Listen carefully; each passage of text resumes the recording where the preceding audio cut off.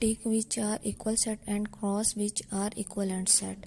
हमारे पास दो वैल्यूज़ गिवन है, उनमें से एक इक्वल सेट है और दूसरे इक्वलेंट सेट है। अब हम जो इक्वल सेट होगा उसके आगे हम टिक लगाएंगे और जो इक्वलेंट सेट होगा उसके आगे हम क्रॉस लगाएंगे। हमें पता कैसे चलेगा कि कौन सा इक्वल सेट है और कौन सा इक्वलेंट सेट है? तो सबसे पहले हमें डिफरेंस पता होना चाहिए इक्वल सेट और इक्वलेंट सेट का। इक्वल सेट वो होते हैं जिसमें एलिमेंट्स सेम होते हैं, और जो इक्वलेंट सेट होते हैं वो सेट होते हैं जिसमें एलिमेंट्स डिफरेंट होते हैं। अब इसमें आप देखें, फर्स्ट जो पार्ट है उसमें हमारे पास एलिमेंट्स जो है वो डिफरेंट है। सेकंड वो पार्ट है उसमें जो हमारे पास एलिमेंट्स हैं वो सेम है।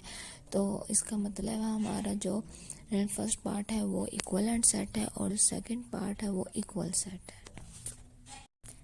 तो फर्स्ट पार्ट है जो हमारा वो क्या है,